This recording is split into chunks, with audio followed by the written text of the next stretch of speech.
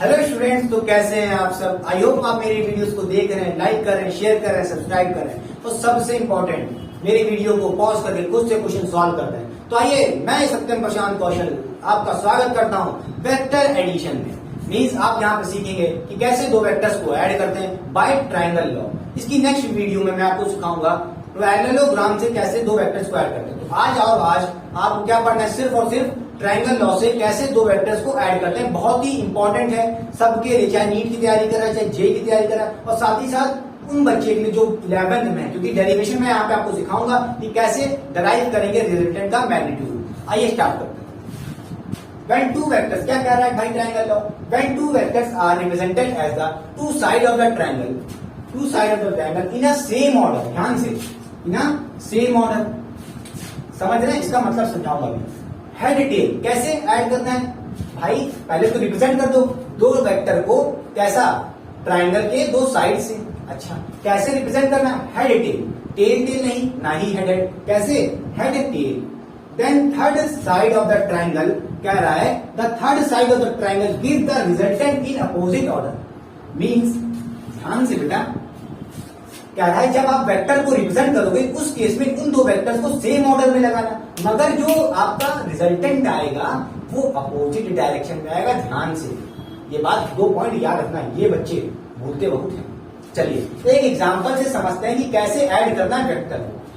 जैसे आपके पास यहाँ पे वेक्टर ए है और ये वेक्टर बी है आपका। अब इस लॉ के हिसाब से बताइए आप कैसे रिप्रेजेंट करेंगे ट्रायंगल के फॉर्म में। अच्छा, क्वेश्चन कह रहा है two vectors are represented as two side of triangle. भाई ट्रायंगल बना लो, पहले ट्रायंगल के फॉर्म में आपको रिप्रेजेंट करना है, और इन दो वेक्टर्स को क्या दे दो, कोई भी दो साइड दे दो ट्रायंगल की। चलिए मैं कहता हूं कि ये वेक्टर ए है, ठीक है, और जो ये वेक्टर बी है इसको शिफ्ट कर लो। भाई मैंने आपको बताया था पैरेलल शिफ्टिंग हो सकती है वेक्टर के बीच में, भाई इसको आप पैरेलली शिफ्ट कर लो। अच्छा, शिफ्ट कर लिया, वो भी शिफ्ट कैसे करना है, ऐसे ही करना है। अगर आप इसका हेड यहां लगा देते तो गलत हो जाता। देखिए क्या बोला, in same order head tail. भाई सेम ऑर्डर मतलब भाई हेड आया फिर टेल आया, समझ रहे हो नहीं समझ रहे, मतलब सेम ऑर्डर में। भाई सुन लो, कि भी आप ट्रायंगल लॉ से ऐड करोगे तो वेक्टर को कैसे रिप्रेजेंट करोगे, किसी भी दो ट्रायंगल की साइड ले दो और साथ ही साथ ऐसे अरेंज करो कि एक की टेल, सॉरी एक का हेड दूसरे के टेल से जुड़ा हो। कोई दिक्कत, समझ रहे हो, टेल टेल नहीं जोड़ सकते और ना ही हेड हेड जोड़ सकते हैं। अगर आप इस वेक्टर को ऐसे कर देते, मींस यहाँ पे हेड होता है इसका और यहाँ पे टेल होती है इसकी, तो गलत होता। मैंने क्या बोला, सेम ऑर्डर में करो और साथ ही साथ हेड टेल। भाई एक का हेड दूसरे का टेल, ये आपका वेक्टर बी हो गया। बोलिए, क्लियर हो गया। फिर क्या रहा है, जो थर्ड साइड होगी, then third side of the triangle give the resultant. Means जो आप ऐड करके लाओ उसकी वैल्यू कौन देगा, थर्ड साइड देगा, वो भी किस डायरेक्शन में या किस ऑर्डर में, अपोजिट ऑर्डर में। देखिए ऑर्डर क्या चला था, ऐसे चल रहा है, फिर देखिए ऐसे चला, देखिए भाई वेक्टर ऐसे चला फिर ऐसे चला। अब आप सोचोगे कि हम लाओ रिजल्टेंट ये कर दें, जो कि गलत हो जाएगा। आप ये क्या कर दिए, सेम ऑर्डर में, भाई आप ऐसे ऐड किए फिर ऐसे किए, फिर आप उसी ऑर्डर में ले आए रिजल्टेंट को, ये आपका रिजल्टेंट मान लेते हैं, जो कि गलत है। ये तरीका नहीं सही है, क्योंकि क्या लिखा है यहाँ पे, अपोजिट ऑर्डर में। क्या है, अपोजिट ऑर्डर में। तो आप क्या करोगे, इसको कैसे लेके आओ, बताओ कैसे लेके आओगे इस रिजल्टेंट को। आप इस रिजल्टेंट को ऐसे ले जाओगे। भाई ऑर्डर क्या चल रहा है, ये आपको कैसे लेना है, अपोजिट ऑर्डर में, तो आप ऐसे ले जाओगे वापस उल्टा। मींस ये हो गया आपका अपोजिट ऑर्डर। भाई वेक्टर ए को ऐड करोगे, वेक्टर बी को ऐड करोगे, कोई रिजल्टेंट मिलेगा, वो क्या होगा, third side of the triangle. Triangle के फॉर्म में दिखा कि नहीं दिखा, और ये हो जाएगा आपका रिजल्टेंट वेक्टर, जिसको मैं आर दे रहा हूं ना, ठीक है। इसके पास क्या होगा, vector sum of A and vector sum of B. आया कि नहीं आया, पहले रिप्रेजेंट करना सीखो, बहुत हलवा है, बहुत हलवा है। अच्छा ध्यान से बोलिए, क्या ये क्लियर हो गया। एक और देखिए, अगर मैं कहूं ये वेक्टर बी है और मैं ये कहूं ये आपके पास वेक्टर ए है, बोलिए अब इसको आप कैसे रिप्रेजेंट करेंगे ताकि आप ऐड कर सकें, बताइए कैसे करेंगे। अच्छा ध्यान से देखिए, ये आपका क्या है, वेक्टर ए हो गया, देखिए वेक्टर बी है आपका, ध्यान से देखिए, ये हो गया आपका वेक्टर बी, बोलिए ये हो गया आपका वेक्टर बी।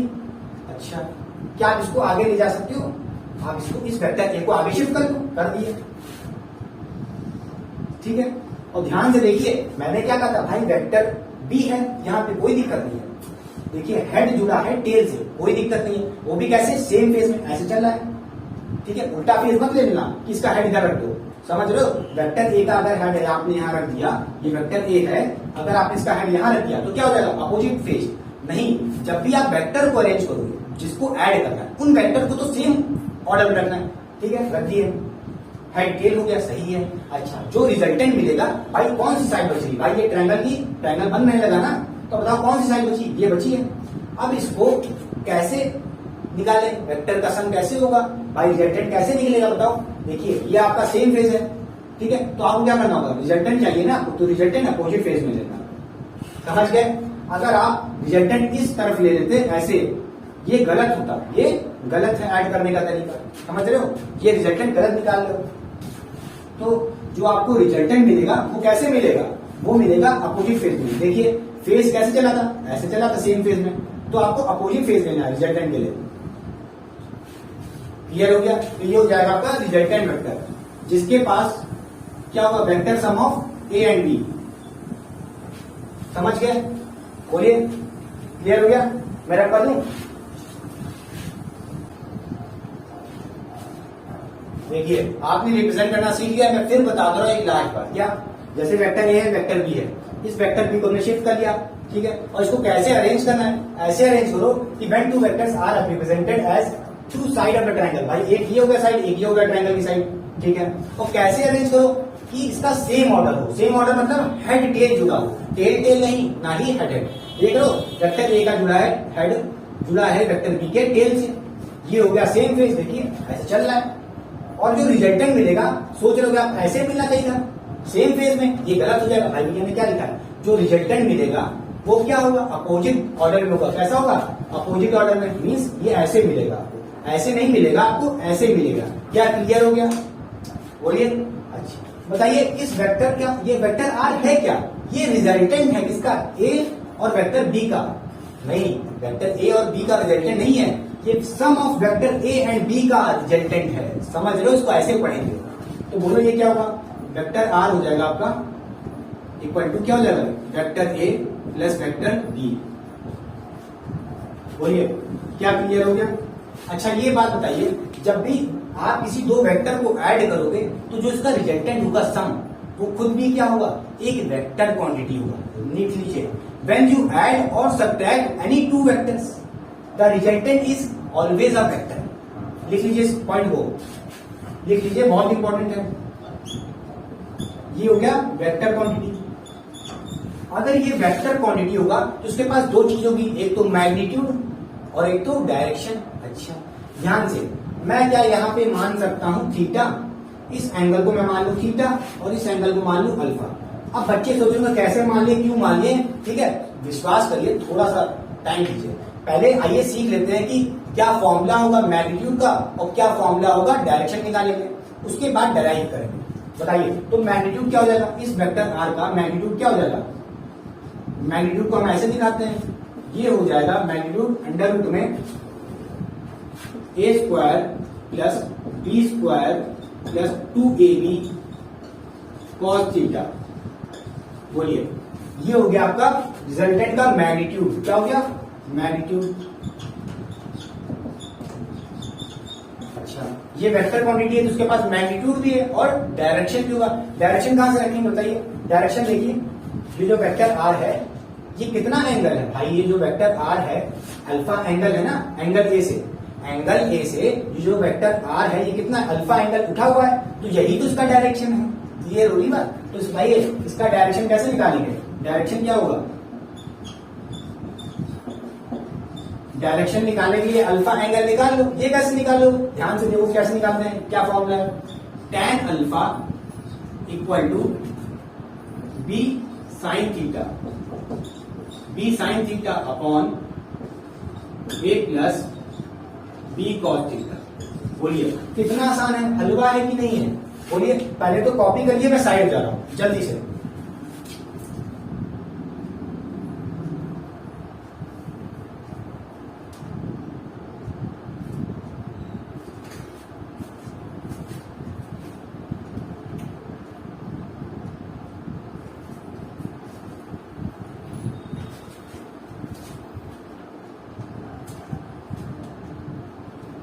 तो क्या कॉपी हो गया? अब चलिए सीखते हैं कि ये फॉर्मूला कैसे आए। बहुत इंपॉर्टेंट भाई, आपसे 11 में पूछा सकता है teacher, I derive the formula for adding two vectors and which is vector are.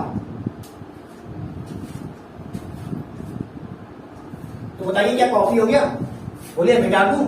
देखिए ये इंपॉर्टेंट फॉर्मूला है। देखिए दो फॉर्मूले मैंने बताए, एक तो ये, देखिए ये क्या देगा, इस वेक्टर आर का मैग्नीट्यूड देगा, ठीक है, जिसके पास क्या होगा, sum of A and B. भाई इस वेक्टर का मैग्नीट्यूड क्या होगा? भाई जितना वेक्टर ए का मैग्नीट्यूड होगा प्लस वेक्टर बी का मैग्नीट्यूड होगा उसकी वैल्यू देगा ये वेक्टर आर। समझ गए? अच्छा, इसका डायरेक्शन क्या होगा इस वेक्टर आर का? इस वेक्टर आर का डायरेक्शन क्या होगा? कैसे निकालोगे? अल्फा एंगल है इससे, ए से। इंपॉर्टेंट है, बता दे रहा हूं पहले से, ठीक है। तो ये दो फॉर्मूले हो गए, पहले तो नोट कर लीजिए, फिर आइए सीखते हैं कि ये दो फॉर्मूले कैसे डराइव करेंगे, क्योंकि आपकी 11वीं क्लास में पूछा जाएगा आपसे। तो बताइए क्या मैं रैप कर दूं? मैं रैप कर रहा हूं, ठीक है। तो चलिए आइए डराइव करते हैं formula for the resultant magnitude. जो आपने पढ़ा था क्या आया था? अंडर रूट में A square plus B square plus 2ab cos theta. चलिए उसको डराइव करते हैं, 11th वाले बच्चों के लिए जरूरी है। जैसे मैं कहूं आपसे ये वेक्टर ए है, ये वेक्टर बी है आपका, तो इसका रिजल्टेंट कैसे आएगा? अपोजिट फेज में आना चाहिए। भाई ये सेम फेज है, ठीक है, तो अपोजिट फेज में ले लीजिए, ऐसे ले लीजिए आप, ये हो गया इसका रिजल्टेंट, ठीक है। तो मुझे क्या करना है, इस रिजल्टेंट का, इस वेक्टर रिजल्टेंट का हमें क्या चाहिए? मैग्नीट्यूड चाहिए। वही डिराइव करने जा रहे हैं। क्या मैं इस ट्राइंगल को नाम दे सकता हूं MON, और यहां से क्या मैं एक परपेंडिकुलर गिरा सकता हूं N से? हाँ गिरा सकता हूं, ठीक है।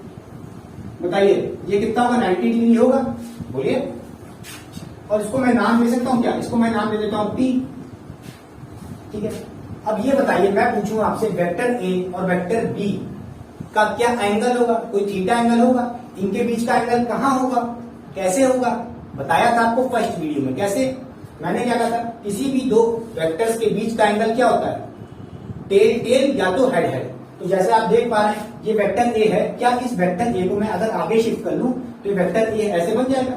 बोलिए, कुछ समय के लिए समझ लीजिए, ये वेक्टर ए है और इस वेक्टर ए को मैंने आगे शिफ्ट कर लिया, तो ये वेक्टर ए की टेल हो गई कि नहीं हो गई? ये वेक्टर ए की टेल हो जाएगी और वेक्टर बी की भी टेल हो गई। तो मुझे कौन सा एंगल लेना था? वेक्टर ए और वेक्टर बी के टेल टेल वाला। तो भाई बताइए, टेल ये है, ये भी ए की टेल है, ये बी की टेल है, तो मुझे थीटा क्या हुआ? बोलिए, वेक्टर ए और वेक्टर बी के बीच का एंगल क्या होगा? ये थीटा होगा। यहां से कई बच्चे सोच रहे होंगे ये होगा थीटा, यहां से अंदर वाला।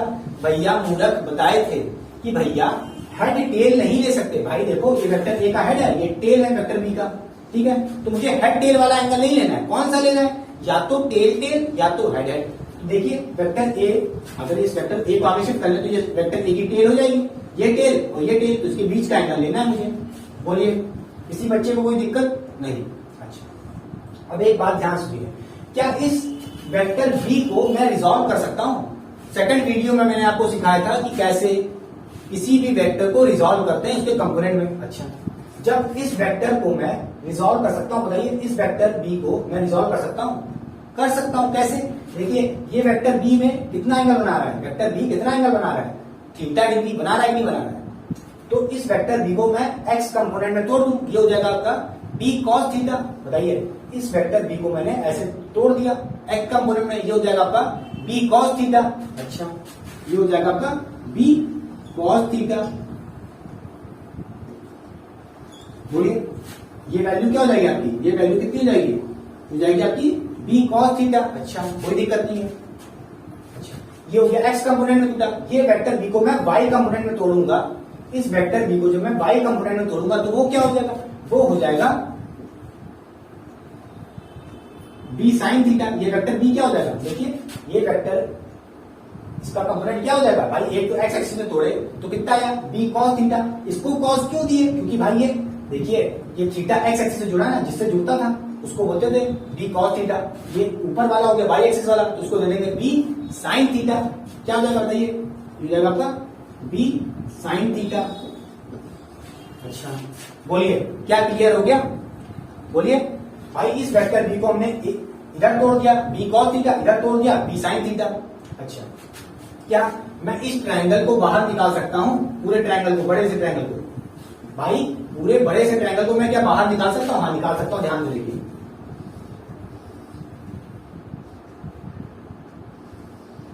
ये आपका हो जाएगा एम और ये हो जाएगा पी और ये हो जाएगा एन। ध्यान से देखिए बेटा, ये क्या है रिजल्टेंट है, ये तो रिजल्टेंट है। और ये क्या हो जाएगा, ये एमपी क्या हो जाएगा, एमपी क्या हो जाएगा A plus B cos theta. बताइए ये एमपी क्या हो जाएगा भाई, A vector A plus B cos theta. अच्छा तो बताइए क्या हो जाएगा, ये हो जाएगा आपका ए प्लस बी कॉस थीटा। बोलिए अब बच्चे ये बताइए ये एमएन क्या हो जाएगा, सॉरी एनपी क्या हो जाएगा, ये एनपी की वैल्यू क्या होगी। आसान है कि नहीं है, अरे भैया दिखे नहीं सामने, ये जो बी साइन थीटा का रिजोल्यूशन किया वाई में, वाई कंपोनेंट में, इसको शिफ्ट कर लो, इस वेक्टर को बी साइन थीटा को इधर शिफ्ट कर लो एनपी पे, तो क्या हो जाएगा एनपी क्या हो जाएगी, एनपी भी बी साइन थीटा हो जाएगी। कितनी हो जाएगी बी साइन थीटा। बोलिए हो गया। अच्छा ये बताइए ये कितना था, ये तो 90 डिग्री था। बोलिए मैंने कौन सा ट्रायंगल लिया, ये ट्रायंगल लिया बड़ा सा। बोलिए एमपी क्या हो गया A plus B cos theta. भाई एमपी में क्या होगा, ए भी होगा vector plus B cos theta. Clear हो गया कि नहीं हो गया। अब बताइए ये वेक्टर आर कैसे आएगा, ध्यान से देखिए पाइथागोरस थ्योरम लग रही नहीं लग रही है भाई। ये हो गया परपेंडिकुलर, ये हो गया बेस। भाई पाइथागोरस थ्योरम क्या कहती थी, हाइपोटेन्यूज का स्क्वायर क्या होगा, बेस का स्क्वायर प्लस परपेंडिकुलर का स्क्वायर। तो लगाइए जल्दी से, क्या हो जाएगा वेक्टर आर का स्क्वायर, वेक्टर आर का स्क्वायर, या आर समझ लीजिए आर का स्क्वायर क्या हो जाएगा, ये हो जाएगा आपका बेस का स्क्वायर। बेस क्या है A B, A plus B cos theta, ठीक है, इसका स्क्वायर प्लस परपेंडिकुलर का स्क्वायर, परपेंडिकुलर क्या बी साइन थीटा। चलिए आप इसको सॉल्व करिए, ठीक है, तब तक मैं थोड़ा सा पानी पी लेता हूँ और क्या करेंगे, ठीक है सॉल्व करिए। तो बताइए क्या सॉल्व हो गया, मैं ट्राई करूं, मैं कर रहा हूं, ठीक है। चलिए ये क्या हो जाएगा, ये हो जाएगा आपका आर स्क्वायर इक्वल टू, ये क्या लिखा है, किस फॉर्म में लिखा भाई, ए प्लस बी के होल के फॉर्म में लिखा है। तो याद करिए आपने टेंथ में फॉर्मूला पढ़ा होगा, ए प्लस बी का होल स्क्वायर क्या होता था, A square plus B square plus 2ab होता था। तो बताइए ये क्या हो जाएगा, A square plus B square, मतलब यहाँ पे जो बी क्या आपका बी कॉस थीटा है, तो B square cos square theta हो जाएगा प्लस 2ab, 2ab, बी क्या आपका बी कॉस थीटा है। अच्छा ये क्या लिखा है, बी साइन थीटा पे होल स्क्वायर, तो क्या हो जाएगा B square sine square theta. बोलिए क्या इसको मैं अरेंज कर सकता हूं अपने तरीके से, हाँ कर सकता हूं। क्या करूं, क्या मैं B square sine square theta को मैं पहले लिख सकता हूं। देखिए ये तो आपका ए स्क्वायर यहां लिखे नहीं है, ठीक है, B square sine square theta को मैं यहां लिख सकता हूं, हाँ लिख सकता हूं, plus B square cos square theta, और बचा क्या प्लस 2ab कॉस थीटा।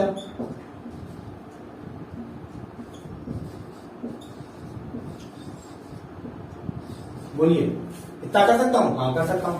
अब ध्यान से देखिए यहाँ पे क्या है, साइन स्क्वायर थीटा का टर्म दिख रहा है, कॉस स्क्वायर थीटा का टर्म दिख रहा है। मुझे पता है sign square theta plus cos square theta क्या होता था, 1 होता था। अच्छा कुछ सॉल्यूशन होगा आगे, तो क्या करें, इस बी स्क्वायर को देखिए कॉमन ना दोनों में, इसको खींच लो। तो बताइए इसमें से हम बी स्क्वायर खींच लेंगे तो क्या हो जाएगा, हो जाएगा B square sine square theta, अंदर ब्रैकेट में क्या हो जाएगा भाई, बी स्क्वायर खींच लिया बाहर, तो क्या बचेगा अंदर sign square theta plus cos square theta. बोलिए प्लस इधर क्या बचा 2ab कॉस थीटा, इधर क्या बचा प्लस a स्क्वायर बचा। अब ये बताइए sign square theta plus cos square theta. Tenth में तो पढ़ा ही होगा भैया, एकदम मूर्ख तो नहीं आएगा, आइडेंटिटी पढ़ी होगी। Sign square theta plus cos square theta कितना होता है? 1 होता है। तो 1 होगा तो बी स्क्वायर कितना आएगा? बी स्क्वायर ही रहेगा भाई। बी स्क्वायर यहाँ पे 1 हो जाएगा तो बी स्क्वायर इंटू 1 कितना होगा? बी स्क्वायर रहेगा। बोलिए, ये हो गया आपका बी स्क्वायर, ठीक है। ये हो गया आपका ए स्क्वायर प्लस क्या बचा आपका? ये तो देखिए ये पूरी वैल्यू कितनी हो गई? 1 हो गई। तो ये क्या हो गया? ये आ जाएगा यहाँ 2ab cos थीटा। लो भैया, आपका आंसर आ गया, डेरिवेशन प्रूफ हो गया आपका। भाई ये cos स्क्वायर यहाँ पे क्या, सॉरी यहाँ पे r स्क्वायर है, तो मैं ये स्क्वायर हटा के क्या अंडर रूट लगा सकता हूँ? लगा सकता हूँ। तो बोलिए, यही तो है आपका मैग्नीट्यूड, रिजल्टेंट वेक्टर का मैग्नीट्यूड, जो मैंने आपको याद कराया था इससे पहले, ठीक है। तो ये तरीका है डराइव करने का। फिर से देखिए, मैं फिर से समझा रहा हूँ। बोलिए, क्या क्लियर हो गया आपको? ध्यान से देखिए, फिर से देखिए, ये कोई वेक्टर ए था आपका, क्या था? वेक्टर ए था, ठीक है। और ये वेक्टर बी का था। मैंने इसको कैसे लगाया? हेक्टेन लगा दिया, फिर रिजल्टेंट बना दिया भाई, रिजल्टेंट ड्रॉ कर दिया अपोजिट डायरेक्शन में। फिर इस बी वेक्टर को मैंने रिजॉल्व कर लिया एक्स एक्सिस में, तो ये हो गया बी कॉस थीटा। क्यों हुआ? क्योंकि मैंने बोला था जिसपे थीटा गिरता है वो वाली कंपोनेंट क्या हो जाती है? कॉस हो जाती है, और जो बच जाता है उसको क्या बोलते हैं? Sine theta. रिजोल्यूशन नहीं सीखा तब भी आपको इसी वीडियो में सिखा रहा हूं, कहीं जाने की जरूरत नहीं है भाई। B cos theta, B sine theta. बोलिए, ये हो गई आपकी बी साइन थीटा। क्या इस बी साइन थीटा वेक्टर को मैं शिफ्ट कर सकता हूं एन पी के? बोलो, एन पी के अलावा मैं इस वेक्टर बी साइन थीटा को शिफ्ट कर सकता हूं? कर दिया। हाँ, तो ये हो जाएगा, ये क्या हो जाएगा? एन पी क्या हो जाएगा? B sine theta. इस पूरे ट्रायंगल को मैंने बाहर निकाल लिया, एम पी एन। इस पूरे बड़े से ट्रायंगल को मैंने बाहर निकाल लिया, एम पी एन। ये था अपना रिजल्टेंट वेक्टर। देखिए, ये हो गया रिजल्टेंट वेक्टर। ये बताइए, एम पी क्या हो जाएगा? ए वेक्टर ए प्लस कितना लगा? B cos theta. तो ये हो गया ए बी कॉस थीटा, और ये क्या था अपना? B cos theta. तो ये बी कॉस थीटा हो गया। उसके बाद मैंने क्या लगाया? Pythagoras theorem. पाइथागोरस थ्योरम क्या कहती थी? हाइपोटेन्यूज का स्क्वायर क्या होता है? हाइपोटेन्यूज कौन है? रिजल्टेंट है यहाँ पे। तो रिजल्टेंट का स्क्वायर किसके बराबर होगा? बेस का स्क्वायर प्लस परपेंडिकुलर का स्क्वायर। बोलिए, यही लगाया मैंने। भाई बताओ, ये क्या था आपका? बेस था। देखो, ये बेस था, इसका स्क्वायर प्लस परपेंडिकुलर का स्क्वायर। बोलिए, इस हिसाब से पूरा सॉल्व किया मैंने। यहाँ पे sign square theta plus cos square theta 1 हो गया, और ये अपनी वैल्यू आ गई किसकी? रिजल्टेंट का मैग्नीट्यूड आ गया। क्या आ गया? रिजल्टेंट वेक्टर का मैग्नीट्यूड आ गया। समझ रहे हो? जो ये रिजल्टेंट वेक्टर था, इसका मैग्नीट्यूड कितना आया? इतना आया under root A square plus B square plus 2ab cos theta. Very important. मैं क्या रख कर दूं? बोलो, साइड हो जा रहा हूं, पहले कॉपी करो। रख कर दूं? बोलो, कर रहा हूं।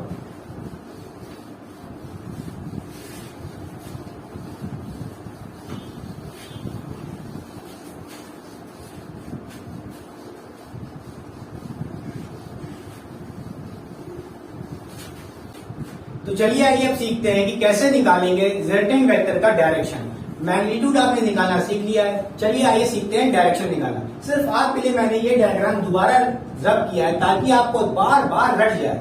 इतनी बार बनाऊंगा कि आपको रट जाना चाहिए कि आप कैसे डिराइव करेंगे एग्जाम में। चलिए, जैसे आपका ये क्या मान लेता हूं? वेक्टर ए, ये वेक्टर बी हो गया आपका। इसका रिजल्टेंट अपोजिट फेज में ले लीजिए। भाई ये क्या है? सेम फेज, अपोजिट फेज में लेना है मुझे रिजल्टेंट। ये हो जाएगा आपका रिजल्टेंट, ठीक है। बोलिए, तो इस रिजल्टेंट का क्या डायरेक्शन होगा? आइए सीखते हैं, ठीक है। चलिए, क्या मैं यहां से एक परपेंडिकुलर गिरा सकता हूं? गिरा दिया, ठीक है। ये परपेंडिकुलर 90 डिग्री होगा कि नहीं होगा? बोलिए, होगा। अब बताइए, मैं पूछूं आपसे, ये वेक्टर ए और वेक्टर बी के बीच में कितना एंगल होगा? ठीक है, या कहां से एंगल होगा? ये एंगल थीटा होगा। कहां से? वेक्टर ए और वेक्टर बी के बीच में क्या एंगल होगा? ये होगा थीटा। क्यों बाहर से लिए? ये एंगल क्यों नहीं लिए? क्योंकि बताया था आपको कौन सा एंगल लेना है? टेल वाला। कैसे? देखिए, ये वेक्टर को अगर मैं आगे खिसका लूं, अगर इस वेक्टर ए को मैं आगे खिसका लूं, तो ये क्या हो जाएगी? वेक्टर ए की टेल हो जाएगी कि नहीं हो जाएगी? भाई ये हेड वाला आगे चला गया, टेल वाली यहां आ जाएगी कि नहीं आ जाएगी? तो ये टेल और वेक्टर बी का टेल लेके जुड़ गए। तो हमें कौन सा एंगल लेना होता है? टेल वाला हमेशा, या हेड वाला, ठीक है। हेड टेल नहीं ले सकते। देखिए, यहाँ पे क्या था? हेड था, फिर ये वेक्टर बी का टेल था, तो हमें ये नहीं लेना, इसलिए मैंने वेक्टर बी को आगे शिफ्ट किया ताकि टेल के बीच का एंगल ले सकें। क्लियर हो रही बात? अगर आप ये एंगल ले लेंगे वो गलत होगा।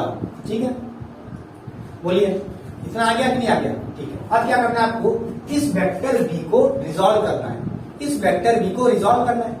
याद करिए मैंने आपको सिखाया था, इसको ऐसे, ये क्या है, थीटा एंगल बना रहा है भाई, बी वेक्टर कितना बना रहा है, थीटा बना रहा है। तो ये देखिए कहां से बना रहा है, ये मान लिया अगर एक्स एक्सिस, ये आपकी एक्स एक्सिस मान लिया, तो क्या हो जाएगा भाई, ये वेक्टर बी टूटेगा तो क्या हो जाएगा, बी कॉस थीटा। बोलिए ये हो जाएगा बी कॉस थीटा, हो जाएगा कि नहीं हो जाएगा भाई। इस वेक्टर बी को आपने रिजॉल्व कर लिया एक्स एक्सिस में, तो क्या हो गया, बी कॉस थीटा। समझ रहे हो? जिसको जहां से, जिस भी लाइन से थीटा जुड़ा होता है उसको बोलते थे क्या, कॉस कंपोनेंट। तो ये हो जाएगा बी कॉस थीटा, जो बच गया वो क्या होगा, साइन थीटा, हो जाएगा बी साइन थीटा। देखिए ये वेक्टर बी दो कंपोनेंट टूट गया, एक तो बी कॉस थीटा और एक बी साइन थीटा। बोलिए क्या इस बी साइन थीटा को मैं शिफ्ट कर सकता हूं पैरेलली? बोलिए क्या मैं इस बी साइन थीटा को शिफ्ट कर सकता हूं पैरेलली? कर सकता हूं, ये हो जाएगा आपका बी साइन थीटा। हाँ कोई दिक्कत नहीं। बोलिए अच्छा मैंने नाम तो दिया ही नहीं ट्रायंगल को नाम भी दे दो भैया, नामकरण कर दो। इसको दे देता हूं एम, इसको दे देता हूं ओ, इसको दे देता हूं एन, इसको दे देता हूं पी। बोलिए अच्छा, तो याद रखिए डायरेक्शन कैसे निकालेंगे, ध्यान से, डायरेक्शन ऑफ वेक्टर आर। ठीक है, इसका डायरेक्शन कैसे निकालेंगे, take angle from, take angle from first vector.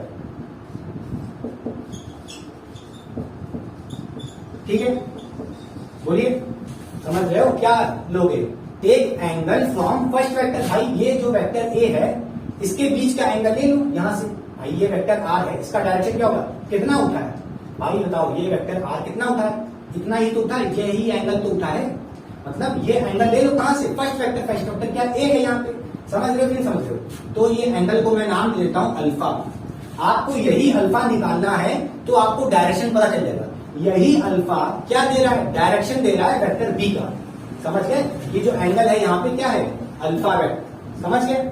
अब बताइए इस अल्फा की वैल्यू कैसे निकालोगे? आसान है, बहुत आसान है। देखो पहले इस ट्रायंगल को बाहर निकालो बड़े से, सिंपल सी भाषा में कर लो ताकि आसान हो जाए। बताइए ये नीचे वाला क्या लगे, हो जाएगा एम पी एन। मैंने क्या किया, इस पूरे से बड़े से ट्रायंगल को एम पी एन बाहर अलग से लिख लिया है। ठीक है, थोड़ा सा शॉर्ट कर रहा हूं। देखिए ये एम टी कितना हो जाएगा, A plus B cos theta, तो ये हो जाएगा A plus B cos theta. अच्छा ये कितना दिया, बी साइन थीटा, ये वेक्टर आर है। ठीक है, बोलिए तो ये कितना है, अल्फा है, यही अल्फा तो निकालना है भैया, निकाल पाओगे? हाँ बताओ बेटा, ये परपेंडिकुलर गिरा था, ये एंटी क्या था, परपेंडिकुलर, तो ये 90 डिग्री होगा कि नहीं होगा? बोलिए अब क्या करोगे बताओ, ट्रिग्नोमेट्रिक रेशियो लगाओ, क्या लगाओगे, टैन थीटा ले लो, टैन अल्फा लो, क्या लोगे, टैन अल्फा, क्या लोगे, टैन अल्फा। अगर मैं टैन अल्फा ले लूं, ठीक है, टैन अल्फा क्या हो जाएगा, टैन अल्फा हो जाएगा, बताइए टैन क्या होता था, P by B, perpendicular upon base. ठीक है, तो परपेंडिकुलर ये हो गया, बेस ये हो गया, तो हो जाएगा B sine theta upon A B cos theta. बोलिए हो गया क्लियर? तो ये था आपका डायरेक्शन ऑफ वेक्टर आर। ठीक है, मैं साइड ले रहा हूं, पहले कॉपी कर लीजिए। बोलो क्या कॉपी हो गया? कितना आसान था यार, ध्यान से देखो, बस कुछ नहीं करना है। इस वेक्टर बी को रिजॉल्व कर लो, एक्स में बी कॉस थीटा और वाई में क्या रहेगा, वाई कंपोनेंट क्या रहेगा, बी साइन थीटा। फिर इस बी साइन थीटा को शिफ्ट कर लिए। ठीक है, फिर इस बड़े से ट्रायंगल को बाहर निकाल लो, ये हो जाएगा A plus B cos theta, और ये हो जाएगा परपेंडिकुलर कितना, B sine theta vector R. ठीक है, अगर आपको क्या चाहिए, अगर आपको चाहिए डायरेक्शन ऑफ वेक्टर आर, तो क्या लोगे, टैन अल्फा ले लो। टैन अल्फा क्या होगा, परपेंडिकुलर अपॉन बेस, यही मैंने किया, परपेंडिकुलर क्या था, B sine theta upon A plus B cos theta.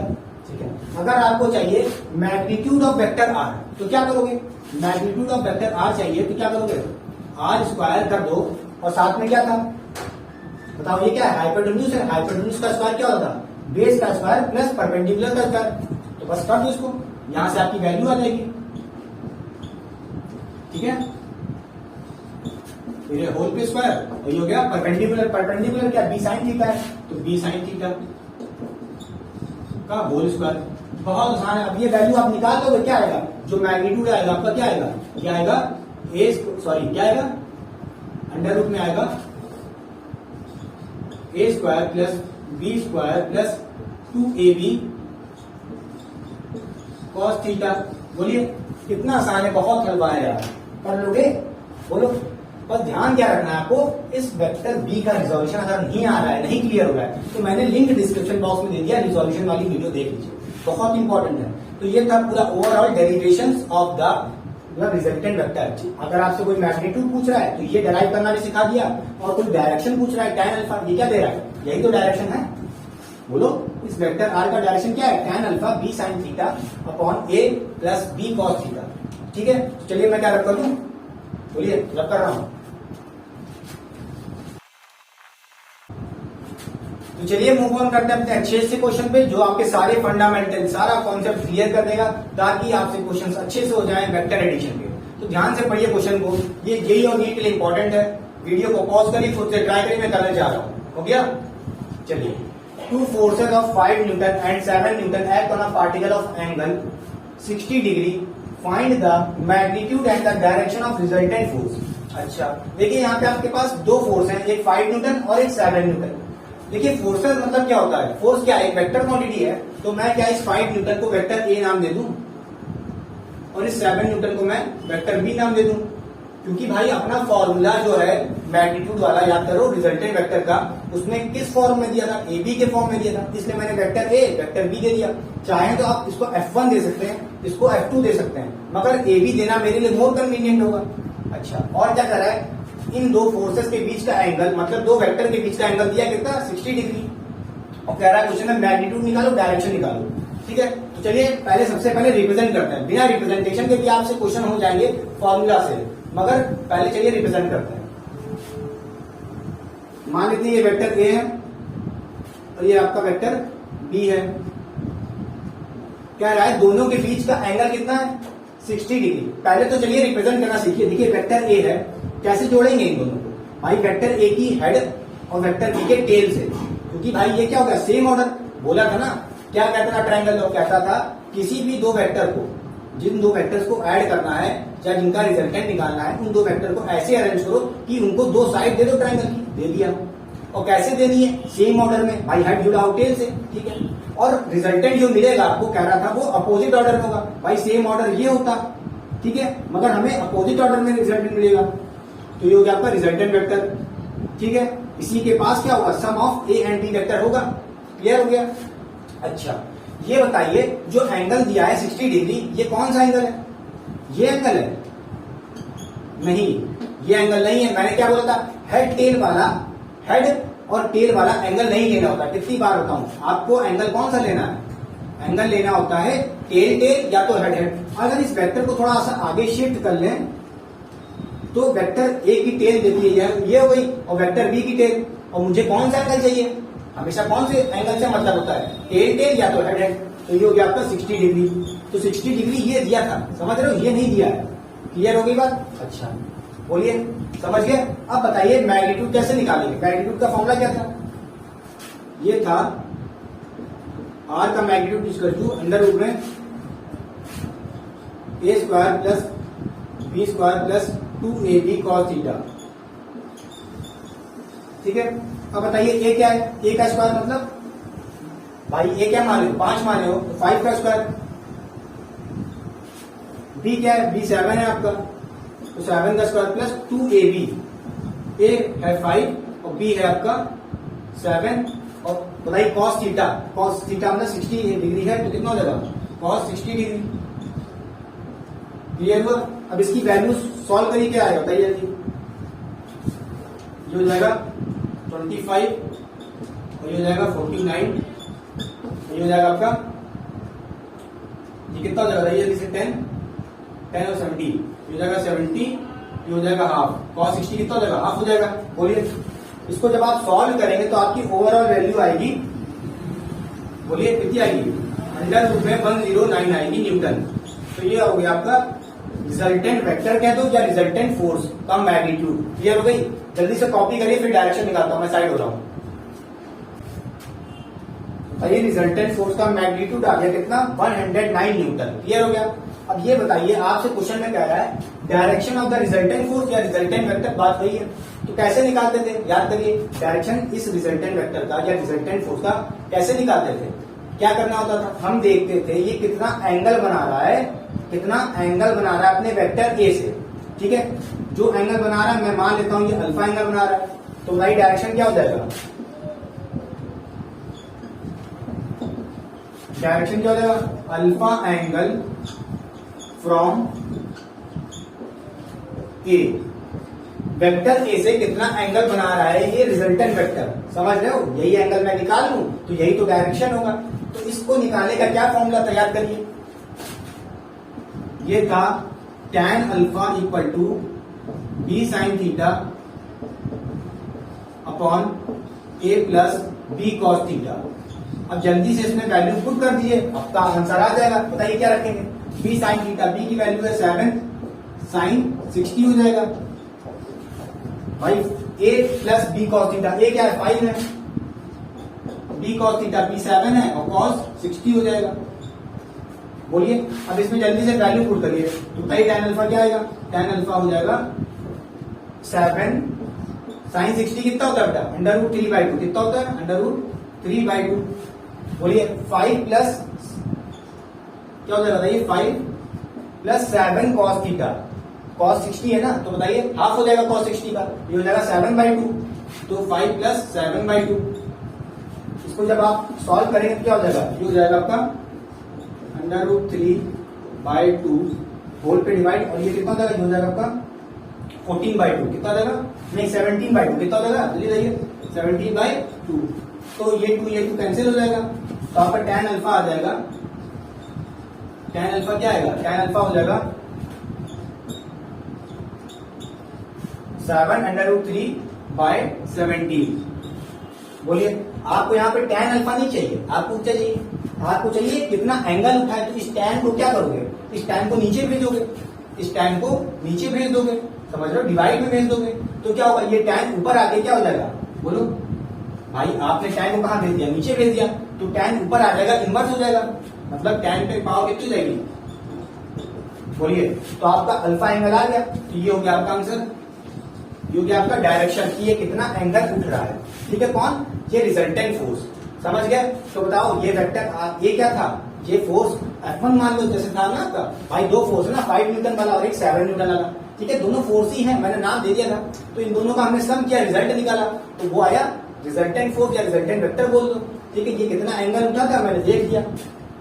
आसान है कि नहीं आसान है, बोलिए बोलिए। अच्छा याद रखिएगा बेटा, ये जो एंगल है ये कहां से है, क्वेश्चन में दो तरीके से पूछ सकता है। देखिए यहाँ पे इस समय तो आपका वेक्टर ए है, यहाँ पे कि कितना एंगल उठ रहा है अल्फा, और ये कहां से, डायरेक्शन कहां से ले रहे हो भाई, वेक्टर ए से, समझ रहे हो? क्या पता आप यहां से इसको मान लेते बी, समझ रहे हो? तो इस हिसाब से आपको बताओ ये एंगल कहां से ले रहे होते, ये अल्फा एंगल कहां से ले रहे होते, इसको नाम ले लेते वेक्टर ए, समझ रहे हो? तो आप ये अल्फा एंगल कहां से ले रहे होते, वेक्टर बी से। उस केस में कुछ और होता, tan अल्फा कुछ और आता, समझ रहे हो? तो आप डराइव कर लेते उस तरह, समझ रहे हो कि समझ रहे हो? अरे इतना तो आता ही होगा, बोलो हो गया?